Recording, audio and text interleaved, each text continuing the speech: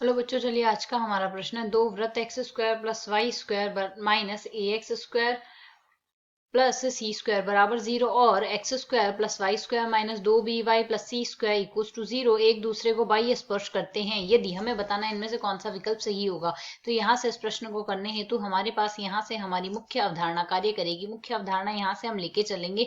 हमारे पास यदि वृत्त का व्यापक समीकरण देखे तो वह होता है x square plus Y square plus 2gx plus 2fy plus में आता है हमारे पास यहाँ से c बराबर आएगा 0। तो यदि हम यहाँ से देखें इस वृत्त का यदि हम यहाँ से केंद्र देखें तो केंद्र हमारे पास होता है यहाँ से माइनस जी माइनस एफ के बराबर होता है। और इस वृत्त की जो त्रिज्या होती है, त्रिज्या हमारे पास यहाँ से लिखी जाती है वर्गमूल G square plus F square minus में आता है यहाँ से हमारे पास सी। तो ये हमारे पास इस वृत्त के लिए सूत्र होंगे। तो यदि हम प्रश्न के अनुसार देखें, हमें एक वृत्त तो दिया गया है x square plus Y square minus में 2ax प्लस में सी स्क्वायर बराबर 0, और दूसरा वृत्त हमें दिया गया है x square plus Y square minus 2by plus में सी स्क्वायर बराबर 0। तो यदि हम यहाँ से पहले वृत्त के लिए केंद्र देखें तो इस वृत्त के लिए हमारे पास केंद्र बराबर क्या लिखा जाएगा, इसका जो केंद्र होगा, यदि हम केंद्र को C1 से प्रदर्शित करें तो केंद्र हमारे पास क्या होगा, यहाँ से जैसे 2 गुणा x का जो गुणांक है उसका आधा लिया हुआ है ऋणात्मक चिन्ह में, y का गुणांक है आधा लिया गया माइनस चिन्ह में। तो यदि हम यहाँ से देखें x का जो गुणांक है वह हमारे पास माइनस का 2a,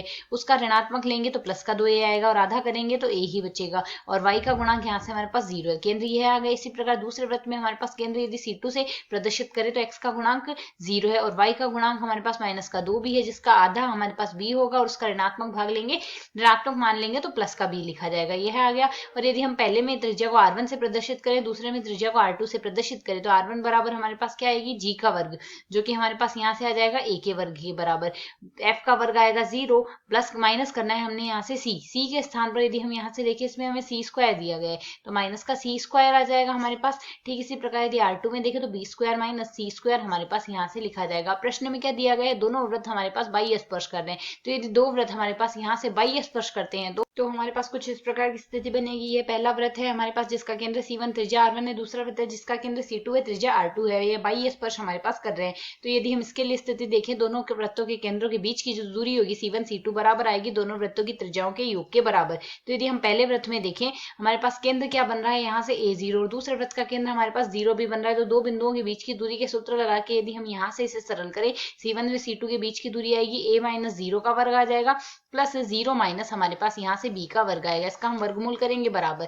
पहले वृत्त की त्रिज्या हमने निकाल ली थी जो कि हमारे पास यहाँ से बनी थी वर्गमूल a square minus C square. दूसरे वृत्त की त्रिज्या यदि हम यहाँ से देखें वह बनी है b स्क्वायर माइनस सी स्क्वायर यहाँ से वर्गमूल में। तो इसे यदि हम आगे सरल करें तो मान क्या आ जाएगा, a square plus b square बराबर हमारे पास यहाँ से यह पद बन गया वर्गमूल a square minus C square plus में आएगा हमारे पास यहाँ से वर्गमूल b स्क्वायर माइनस सी स्क्वायर। तो यहाँ से यदि हम दोनों पक्षों का वर्ग कर दे तो हमारे पास मान आएगा a square plus b square बराबर यहाँ से इसका भी पूरे का वर्ग आएगा, जो कि बराबर हमारे पास लिखा जा सकता है a square minus C square आ गया प्लस b स्क्वायर माइनस सी स्क्वायर आ गया प्लस 2 गुणा वर्गमूल a square minus C square गुणा में आ रहा है b स्क्वायर माइनस सी स्क्वायर का वर्गमूल। यहाँ से यही पद हमारे पास दोनों में बन रहा है। यदि हम यहाँ से सरल करें तो दोनों पक्षों में यदि हम यहाँ से ध्यानपूर्वक देखें तो a स्क्वायर से a स्क्वायर कट जाएगा, b स्क्वायर से b स्क्वायर कट गया।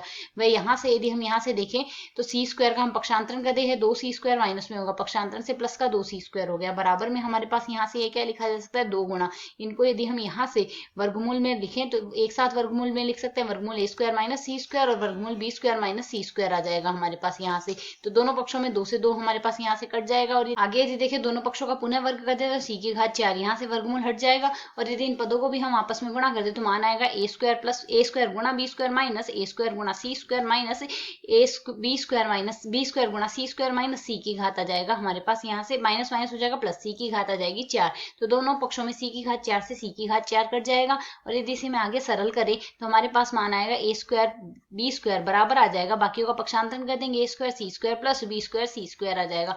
अब यदि इस पूरे पद को हम यदि आगे और सरल करें तो यहाँ से पूरे पद में यदि हम देखें तो a स्क्वायर b स्क्वायर और c स्क्वायर का भाग दे देते हैं तो हमारे पास यह पद क्या लिखा जा सकता है, a स्क्वायर b स्क्वायर तो है, इसमें हम भाग दे रहे हैं a square b square c square का बराबर में हमारे पास यहाँ से क्या पद बन रहा है, यह पद हमारे पास यहाँ से बराबर में बन रहा है a स्क्वायर एक तो बन रहा है ए स्क्वायर सी स्क्वायर प्लस बी स्क्वायर सी स्क्वायर, हमारे पास यही बन रहा है। तो इसमें हम भाग दे रहे हैं ए स्क्वायर बी स्क्वायर सी स्क्वायर का, बट्टे में यहाँ से भी ए स्क्वायर बी स्क्वायर सी स्क्वायर का भाग दे रहे हैं। तो यदि अब हम यहाँ से सरल करें तो यह हमारे पास लिखा जा सकता है एक बट्टे सी स्क्वायर, ए स्क्वायर बी स्क्वायर से ए स्क्वायर बी स्क्वायर काट दिया, यहाँ ए स्क्वायर से ए स्क्वायर कट जाएगा, सी स्क्वायर से सी स्क्वायर कट जाएगा, मान आएगा एक बट्टे बी स्क्वायर प्लस इसी प्रकार बी स्क्वायर से बी स्क्वायर कट गया, सी स्क्वायर से सी स्क्वायर कट गया, मान आ जाएगा एक बट्टे ए स्क्वायर। तो एक बट्टे सी स्क्वायर बराबर आ रहा है एक बट्टे ए स्क्वायर प्लस एक बट्टे बी स्क्वायर। तो यदि हम यहाँ से विकल्पों से तुलना करें तो एक बट्टे सी स्क्वायर बराबर आ रहा है एक बट्टे ए स्क्वायर प्लस एक बट्टे बी स्क्वायर, अर्थात यहाँ से हमारा विकल्प भी एक सही हल है। आशा है समझ आया। धन्यवाद।